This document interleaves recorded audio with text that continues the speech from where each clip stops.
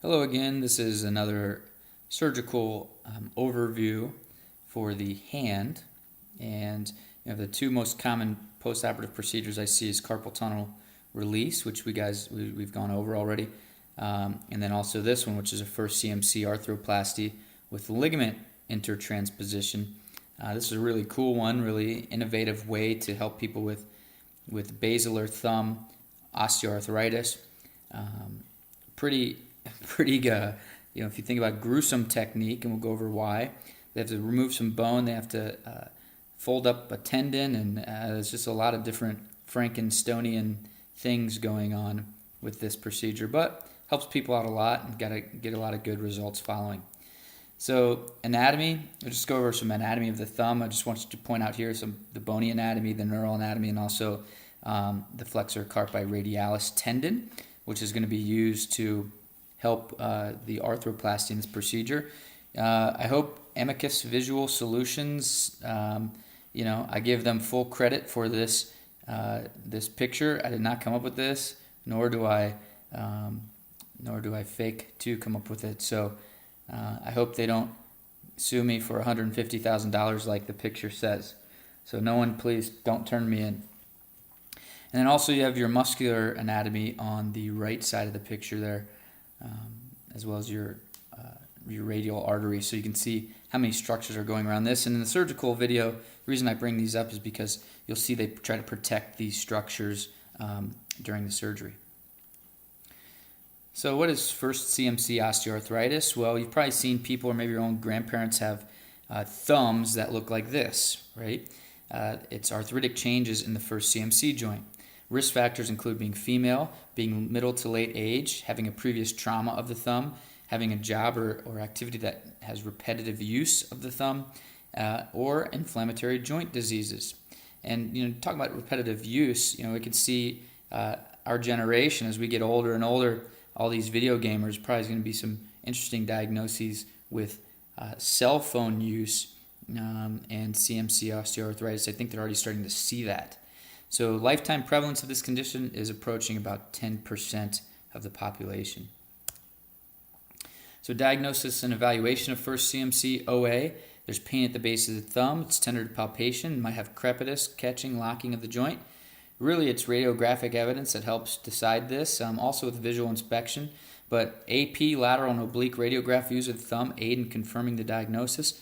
Findings consistent with OA include narrowing of the joint space, osteophytes, and in addition to subchondral sclerosis and cysts.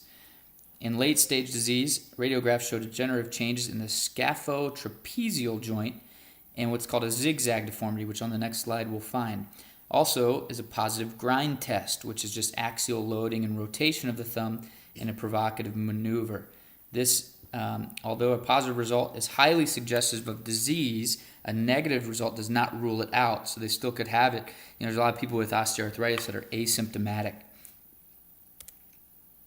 So here's the radiographic evidence of CMC OA, and you can see how this sort of takes on this zigzag characteristic here. This would be considered that zigzag deformity.